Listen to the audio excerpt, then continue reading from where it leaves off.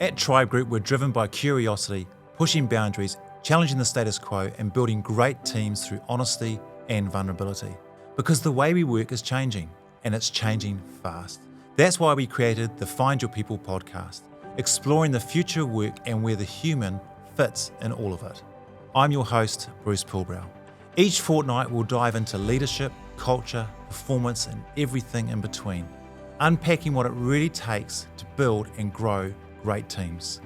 Whether you are leading a team or finding where you fit, this is for you, because finding your people has never mattered more. Today we're joined by James Brooke, one of the co-founders of Tribe Group and someone who has spent decades helping businesses find their people. James shares his journey from growing up in the Manawatu to building and exiting multiple businesses and how those experiences have shaped the way he thinks about leadership, people and opportunities these days. Now, after decades in recruitment, he is focused on executive search and what finding the right people really looks like at the highest level. Let's get into it. James Brooke, here we are. Uncomfortably. So welcome to the Tribe podcast. So you're a Manawatu. Yep. Tell us about that. Yep. Palmerston North. Oh, really? Born and bred. Yeah. Yeah. Has a bad reputation, but actually growing up in Palmerston North was amazing. Yeah. I had the best upbringing. Loved it. Yeah. And I didn't come to Auckland until I was 19 or 20. And if you look back at your childhood down there, kind of what were some of the things that kind of shaped you? When you grow up in a smaller town, things just seem a lot less complicated. Okay. You know, it's your school's close, you ride to school, you walk to school, you catch up with your mates easily. You're not telling mum and dad where you're going and what you're doing 24/7, you're just doing. Yeah. What are sort of some of the values or things that have remained with you through to today from that upbringing? So I think very different. Like I'm the youngest in my family of five, and I'm 7 years younger than my next oldest sibling. So I'm right at the bottom, and some would say a mistake. But so my parents are sort of a half generation older, probably than a lot of my friends' parents. My father was a heart specialist. My mother was a physiotherapist. They met at university in Dunedin. So he was a surgeon or a? No, he was a cardiologist. Okay. Yep. And then mum gave up work to bring the family up, which I guess is what you did. And dad worked just incredibly hard, and we never, really saw him. And so what we had as a family, because he was a doctor and because his values were so strong, and because it was all about people and humans and humanity and doing good for other people, I feel like my whole family grew up with that goal in mind, is how do you help people? Yeah. I went to Massey University. If I'm really honest, I was too scared to leave home. Too comfortable? I never found my voice, Bruce, until I was, well into my 20s. So went to university down there, didn't know what to do like a lot of kids don't. Followed a girlfriend up to Auckland, ended up here by default, knew nobody, and that's kind of where life started again, if you like. Yeah. I'm curious about that statement you said, find your voice. Yeah. As you say, young guy grown in Palmerston North, obviously into sports, highly active, good parents, good values, big family. Yes. Youngest of the family. So when you say that, what goes through your mind when you sort of describe that? I think part of it is just realising that life is at some point's got to get going. Right. At some point you've got to take ownership of what you're doing and get on with it. Yeah. And that life is not just about moving from thing to thing as it sort of comes along in front of you. Yeah. And so for me that was quite a big moment. So very early on in my life at school, I can remember going through all the options. What do I do? And but one of the things I remember really early on was thinking, I'm going to work for myself. And I can remember imprinting that on my mind when I was 15, 16, 17. Yeah. I'm going to work for myself. And what then happened is you just don't think about, I never worried about how was I going to make that happen. I just knew at some point, I knew innately that at some point that was going to happen. So when I moved up to Auckland, I got a job. I worked for a very large global corporate. Right. And we're in the New Zealand office of that corporate. I loved it. Okay. The economy was challenging, so it was difficult. But as a new graduate, you don't understand how that stuff works. And so I just had my job and did my job, and we had drinks in the boardroom and did all the things that you love doing when you're in your first job. But one of the things that was very noticeable to me was the way in which that organisation treated its people. We had a great culture, and the people internally were really, really cool. But the way in which we were treated by the corporate office or the office overseas or whatever I thought was normal. But I always knew that if I ever have my own business, I'm not going to do that. That's not the way to treat people. Yeah, almost a bit of a mission to it in some ways.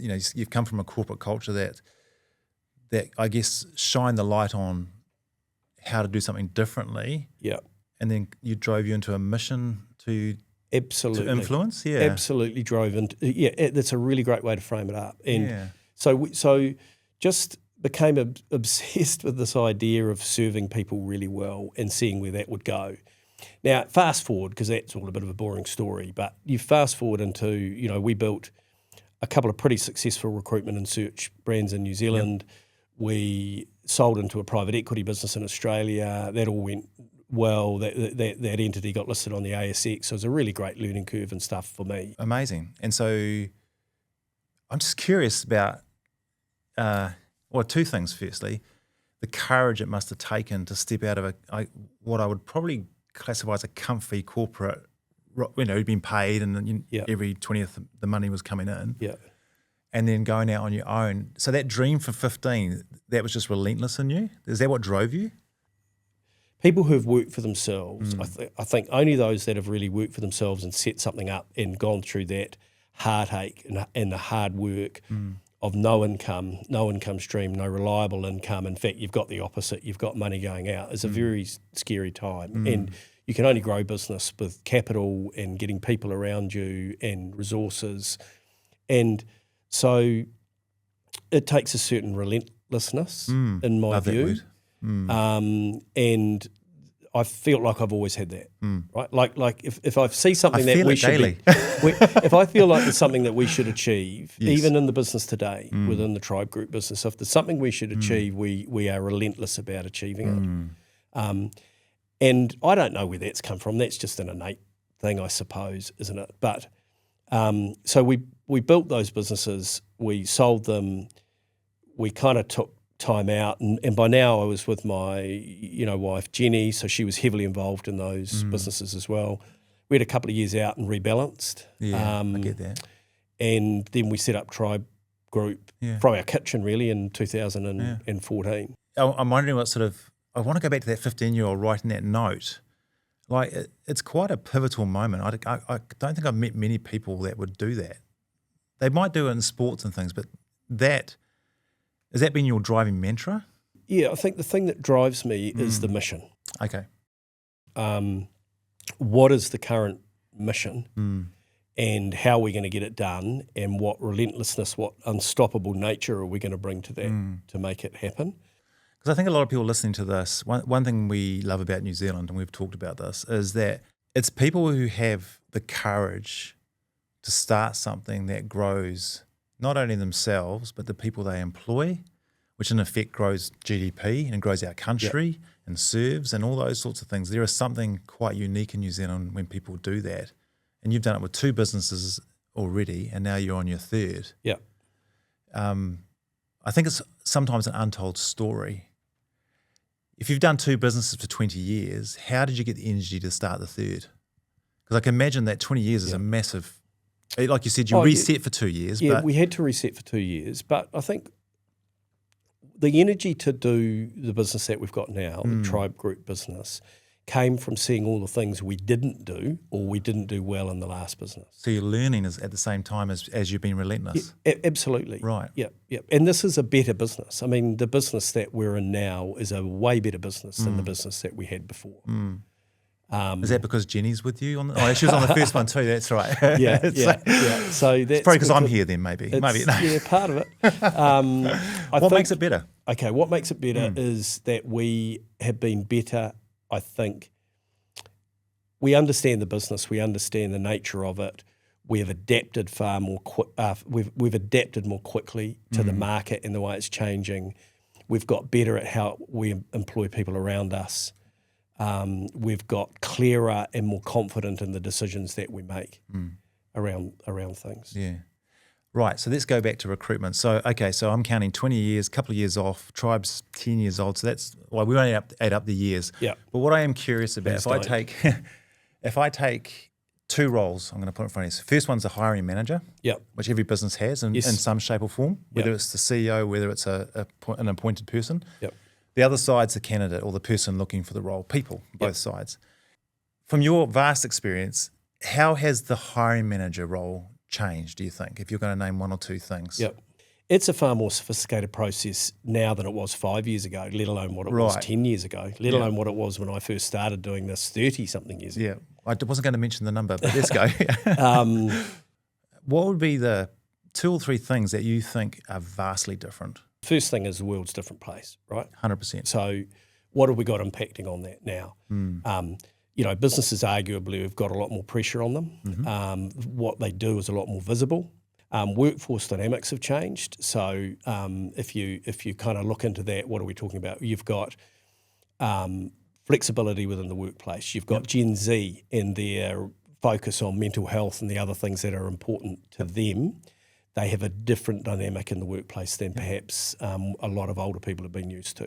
The government talking about moving superannuation out. So we've already got an ageing workforce. So we've got older people in the workforce climbing in with the Gen Zers, and we've got Gen Alpha coming along behind, right? So you've got flexibility issues, you've got demographics within your environment to cope with. You've got global pressures. So a lot of New Zealand, I mean, we're a backbone of our economy is primary industry organisations. They all rely on export. We've got these massive global issues around the world. Markets, more sophisticated markets even than there were before.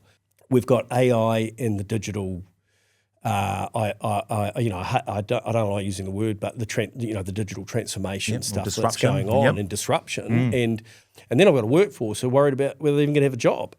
So you've got those dynamics coming into play.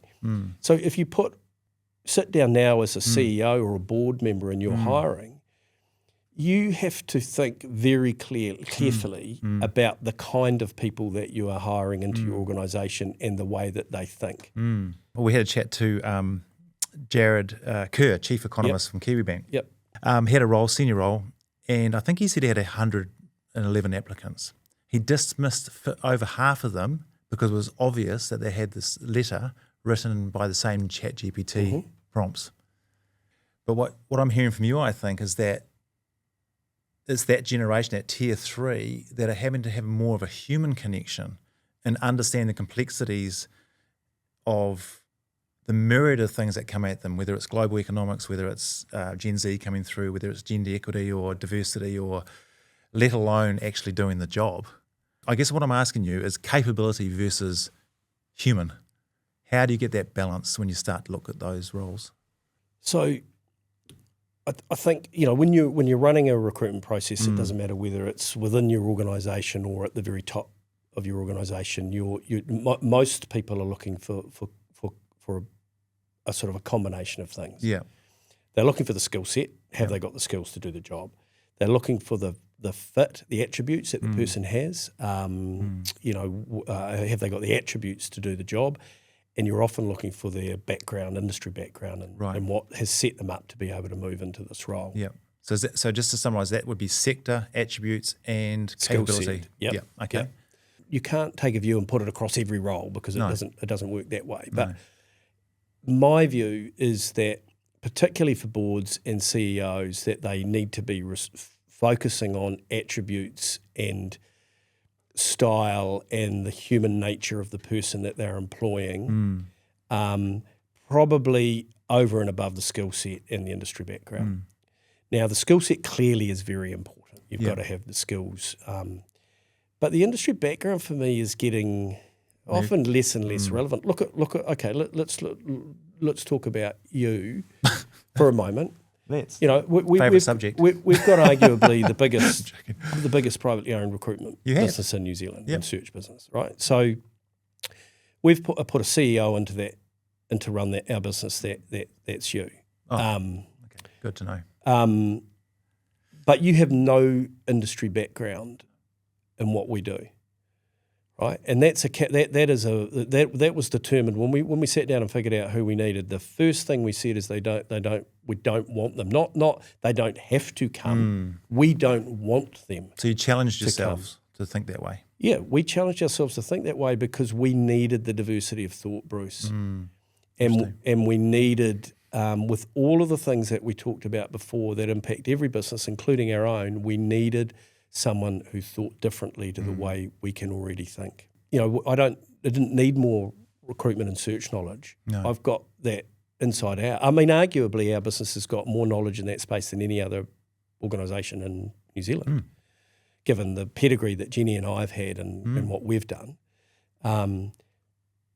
But we needed somebody who could think differently. Okay, and so my challenge to organisations, whether it's boards, whether it's CEOs, whether it's hiring managers at C-suite level or whatever, is to really focus on the problem they're trying to solve and is the human fit for purpose. Are they future proof? Are they a future leader? What skills have they got that let them own being an emerging leader in New Zealand. And New Zealand is so full of incredible people, huge intellectual horsepower. Some of them, didn't even do well at school, right? All of that's, you're going out the window now. It's who is the human? What skills and capability can they bring? Who are they as a human? How do they connect with my business? How do they connect with the people in my business? How do they connect and understand and navigate all of these tricky challenges that make them progressive leaders for tomorrow? I'll just tell you a quick story. So I've been recruited as a CEO a couple of times, luckily, in my life. And often visiting a executive recruitment company, I've always felt like I'm visiting the headmaster or going to the doctor. I almost feel like there's a sense of, thank God we're here for you. I'm a product, something to sell and clip the ticket. So you've now moved into the executive space. What are you disrupting? The question is why. Yeah, it is. Okay. So throughout my career, throughout Tribe's history, we've tried to disrupt. Yeah. And we've looked for ways in which we can disrupt. The Tribe brand's got a great name. It's well known. It's got a good reputation. It's got great values. We've looked for sectors that we can disrupt. Hence, we went into the Te Ao Māori space. We've got an amazing team in that area, and the core focus around that is the Māori economy. And I challenge any business who's not thinking about that. Yeah, that they should be thinking about, and they are, because I get boards ringing me up and talking to me about it. Right. So, but do you think also thinking about it in an appropriate way too, by setting it up right? I correct. Just want to call that out. It's a very interesting and challenging area, and it requires deep knowledge and specialisation, which I do not have. So we've got people around us that have that knowledge and expertise. And it's a different way of doing business. It's a beautiful way of doing business. We should all be doing business like this, but we don't. No. Then I'm always looking at the next thing, right, Bruce? And I've heard so many stories like yours where I don't feel like I've been seen or heard as an executive, that I'm only getting called if you got something for me, that I'm too busy and maybe even too important to spend time with you, right? Now that is not right. It's not right on a whole bunch of for a whole bunch of reasons and on a whole bunch of levels. I think the service levels in the industry need to change around people, not necessarily from the client side, but around the way the people that we serve, because we serve two markets. We do serve organisations who are looking for great people, and we serve people, and we sit in the middle, and our mission is being this connector. Love that. Right? But if I just look at why we're disrupting, I think if we go back to the discussion we had around the type of leaders that we now need in New Zealand, if we go back to the fact that there needs to be a real focus on the emerging leaders, the people coming through, the amazing talent, leadership talent that we have in New Zealand that is yet to be discovered and moved through our organisations, that truly is the future of our country. If you go into the returning Kiwis that we're working hard to bring back into New Zealand to do what they can do, and you sit back and you think about, if you think that you're going to run a traditional search process and do things the way you've always done it and deliver to the future needs of New Zealand from a leadership perspective, you're dreaming. Right? And so I look at that market and I hear people like you ring me up and talk to me about, I'm an executive looking for a role and how hard it is to get heard. I'm having clients ring me up and go, hey, look, we just see the same people recycled around. There's no new thinking. There's no innovation. There's no fresh thinking. There's no diversity of thought. There's a whole bunch of things. And I'm not saying all the search players do this, by the way. I have a huge respect for their capability. I just think we need to change. So I can stand up on a soapbox and say you need to change, or I can get in there and make the change. Relentless. So that's what I choose to do. As I choose to get into the space and make the change. We've got a slightly different business model than every other search business that's around. Cool. Okay, yeah, I love that. And the reason is because I've got a search business, executive search business. Yeah.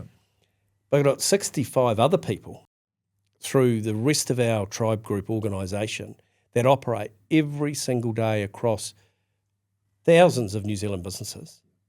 Our connections across the New Zealand business landscape at all levels is enormous. There's no other search business has got that. I can say that, and no one can contradict me. Yeah, we're across the Te Ao Māori landscape or the Ao Māori landscape, and so we're building connection with iwi and everybody else. So if you take all of that and you think about what New Zealand needs, we are set up as an organisation to provide those people to New Zealand. And that is where we are getting so much cut through from organisations who are coming to us going, hey, look, our Tier 3 is not quite where it needs to be. Our succession planning for Tier 2 is not right. Can you work with us to get that sorted out? Or, hey, look, we've got a really established C-suite team, but we just need a bit more in it. We need, some other stuff, some new thinking, some outside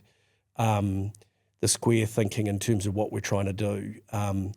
Or it might be a board talking to us about what they want on their board and how they need other people in to think differently to who they've already got. And the whole board topic is a different thing. Yeah, it is. But very related in the sense of the diversity of thought, younger people coming through, returning Kiwis, those sorts of long connections that you've had, right? But if I think about all the people that are now, lots of people that are on boards, that are in C-suite roles, that are CEOs, they're the people we've dealt with for our whole career. That's right.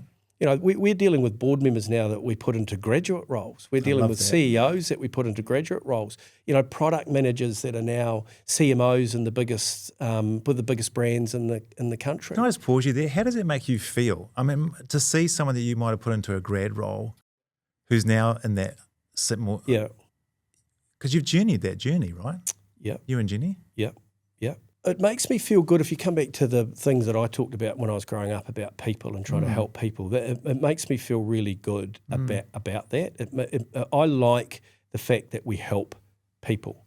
For me, over and above everything else, how do we help people grow their careers? What is the single biggest thing that somebody does with their life outside of their family and their priorities there? Their job. What do we put more time into, arguably, than even into our families? We put more time into our jobs and our careers. And so that is a significant thing that we can influence for people, and we have to take that role incredibly seriously. Yeah. Right. So to work with somebody to get them into the right organisation, to work with an organisation to get the right person in there, that's a privilege, right? And so and one of the things that I see differently, I don't know whether this is just the way I look at it, right? I don't see myself as an executive search guy. I see myself as an entrepreneur who can connect amazing people with organisations. I can talk with boards about what they're trying to achieve. I can understand it. I can look at it through my lens. I can talk to CEOs about what they're trying to achieve within their C-suites. I can apply the lens that I have as somebody who's owned and run and built businesses over my entire life, and I look at it that way. And so I've been doing it for so long now, my innate sense, my intuitive capability around how I can work and add value and add commercial value to an organisation from a leadership perspective, I think is significant. And I enjoy that and I love it, right? We've just got so many great people out there. And it started with you writing a note to yourself when you were 15 years old in a lot of ways. You know, I love doing this big round circle piece, but but you sort of wrote yourself a note and you've lived that dream, but in the sense you've had a massive impact on people. I mean, if I think of a story here, when I first met you, you put me into a CEO role. Yeah. And it was a tough gig. Yeah. It was a really tough gig. And what can you think about why they therefore wanted you in it? Potentially, and maybe, I mean, I always blame you for setting me up, but but the power wasn't working with a recruiter. It was working with someone who cared and felt I was the right person for that role. And when it got tough, you walked with me on that role. Yeah. That was the significance. And I built my career through Tribe for the last 10 years because of that. Yep. So it's a relationship. It's this, as you said, the word privilege of to work with businesses, but also individuals. And as they grow, I guess you're the glue or the connector in between. Absolutely. And when you think about all the other things you're talking about AI and disruption, it feels to me like you're doubling down on the people piece, the human piece. Well, and the journey doesn't stop because you put somebody into a role. No. The journey with that person, once you've got to know them as an executive or a board member or whatever or a graduate, and you've placed them in, your connection with them just deepens. You know, you get a relationship with them that you work with them to build on in terms of their career, but also the journey within the organisation. People join organisations and they change. 100%. New CEOs come in. Yep. Things happen within that business. So our journey is to walk with them on every step of the way to make sure that they are being supported. You know, there's a stat that says 60% of newly employed executives are dissatisfied with the way in which they are onboarded into their organisation. 60%. It's high. So it's really high. And so we've got a very, very important role around that integration of somebody new coming into an organisation. If you're not in the right organisation or the organisation isn't set up to empower you to be the person that you need to be, and it's often that the person is the right person, but it just isn't. They're not empowered. They're not. You know, that conversation hasn't been had. Like we know what we're hiring. That's cool. We'll take them for that. It's equally important to know what you're not hiring. What aren't I getting? What am I working with here that I've got to develop this person? What's the other side of the equation to keep that person in the role? Because if they're dissatisfied, they don't perform at the best, and they leave. And everyone loses. Or worse, they don't perform at the best and they stay. Yeah. Right? So it's a very, very important thing to get right. What sort of three things would you be, if you're going to leave a message with the way you think about your executive search process, what sort of 2 or 3 things would you challenge both the C-suite, hiring people, and then the board? And once you've answered that, then I'm going to come back to the person. So start with that. Thinking forward. I'd think very carefully about not relying on what we've always done. Right. That's the first thing I'd do. And I'd rip up the job description, I'd rip up what I'm looking for, and I'd start with a blank piece of paper around what do we need to be future fit. Interesting. Because most of the time you get sent a job description or whatever that, we'll pull that out and we'll send it through to you and you have a look at it. And, tick the boxes. You know, and you know, job descriptions aren't, no. You know, they're not, they're important, but they're a very small part of it. But I would challenge people to think differently right from the get-go. Okay. Let's think about the world we're operating in 5 years from now, and what am I doing when I hire in this role to equip my business to be able to cope with that? Yeah, great question. That's what I would challenge them to do. It does break the premise that the CEO has to be the holder of all knowledge. And you said that both you and Jenny earlier in your career, and even today, you celebrated the things you knew and you felt comfortable, and you went and hunted the people that could fill the gaps. Yeah, well, every good CEO will tell you they surround themselves with people that are smarter than them. But I think the model you're saying is actually lean more into that. It's about someone who can build the culture, live the values, and I guess have the agility to build the business with everything else going on. And I think more leaders need to do that. And I think the way you're thinking about executive recruitment and pushing and being relentless and encouraging and challenging the thinking. And I think of some of the startup companies we work with who think that way, and they're going phenomenal places. And that's why we love working with them, right? I mean, and it is very different. I mean, I said before, remind me to come back to boards, right? Yes. So we see these just such different, diverse types of boards because we work with private equity organisations and portfolio companies, and now with venture capital stuff, which is a really, quite an industry that's been feeling its way in New Zealand, but it's, there's been a few successes lately. So the venture capital guys are all starting to feel good, like they've actually got an industry. And then you've got boards, and you've got public company boards, and you've got all these different styles of governance requirements, right? And the thing that I find the most interesting is that when you work with the private equity boards and the styles that they've got, that the sleeves are rolled up and they're in the business and right in under the business. And one of the fears I have for our public companies is that the directors, look, the quality directors, don't get me wrong, is extremely good. But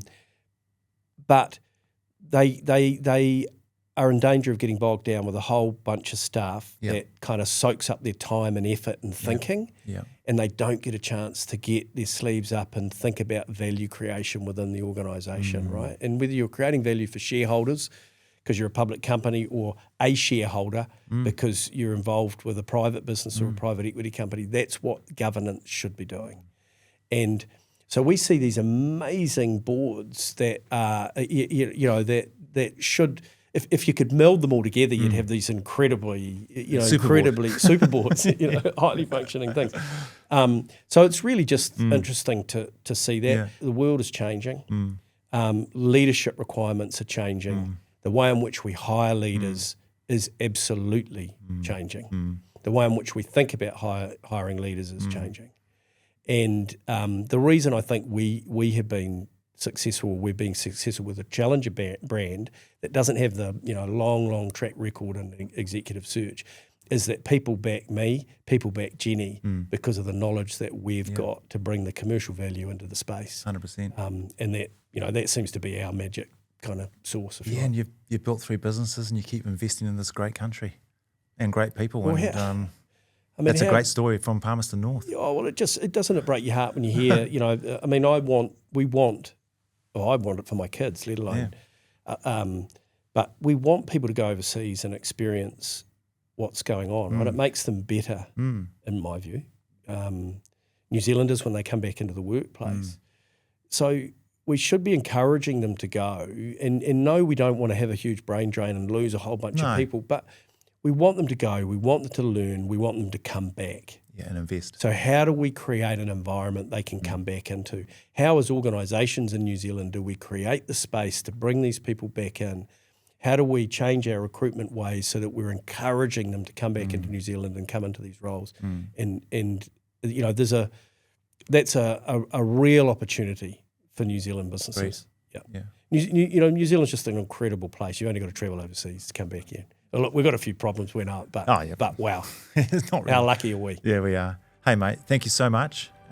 Such a great chat, and we'll do this again. Yeah, love it. It's cool. Oh, great. Thanks, James. Thank you. Yeah.